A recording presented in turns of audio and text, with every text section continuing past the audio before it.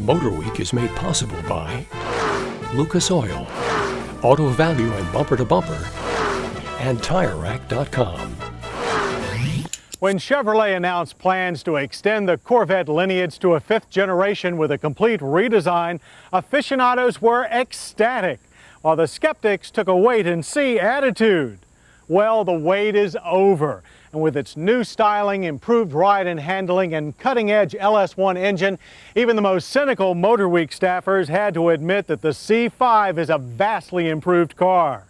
So with success like this, how do you top it? You untop it. And untopping a Vette has never been easier, making every flimsy excuse to get into the win in the new '98 Chevrolet Corvette Convertible seem like a legitimate one. But while the excuses may be flimsy, the top certainly isn't.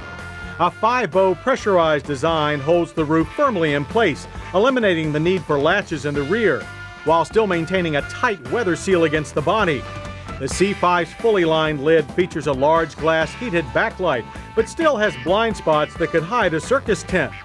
But dropping the manually operated top is a breeze and doesn't require Herculean strength, just a little coordination.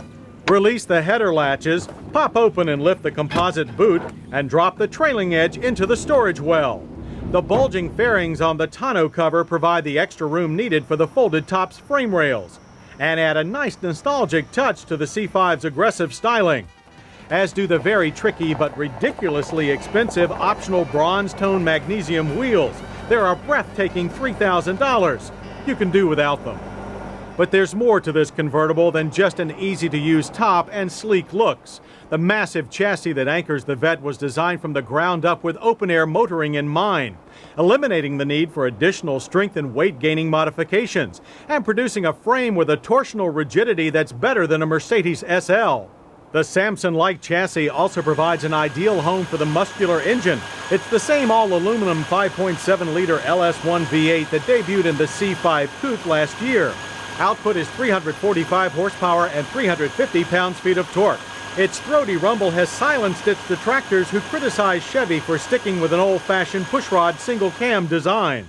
But that throaty rumble turns to a flat-out roar as we flogged our 6-speed manual Vette to a 0 to 60 time of 5.3 seconds and topped off the quarter mile in 13.8 seconds at 105 miles per hour. Numbers only a hair slower than the more aerodynamic Coupe. But handling was every bit as tight and responsive as the Coupe's. Turn-in is go-kart quick and body roll is virtually non-existent, thanks to the rigid chassis and the fully independent four-wheel short long-arm suspension. The only time we detected any chassis flex was in the rear and only under hard cornering on rough pavement. The Vette has meaty 11.9-inch vented disc at all four corners, and the Bosch 4-channel ABS system brought this 3,246-pound rocket down from 60 in a short and stable 117 feet. But it's not until you hit the open road that you realize this car has a dual personality, as it goes from asphalt-munching speedster to refined tourer, capable of bearing you long distances in great comfort. The roomy interior takes every advantage of the C5's increased body dimensions, offering generous hip, leg, and foot room for both driver and passenger. The dash is tight and well constructed and offers nary a squeak even on washboard-type roads. The full set of gauges are well marked and easy to read, and their diorama-like setting remains unique. Leather seating surfaces are standard, and the driver gets a plush yet supportive 6-way power bucket. It's also available in the shotgun position. Door-mounted switches are now enclosed, making top-down summer squalls less hazardous to electronics. Stereo and climate controls are close at hand, with separate climate adjustments available to the passenger. Unfortunately, all the adjustments in the world can't turn off the engine's heat, which passes through the thinly insulated firewall and driveline tunnel. Directly behind the console is a tasteful body color waterfall that descends between the seats, a nice tip of the hat to designers of early generation Vettes.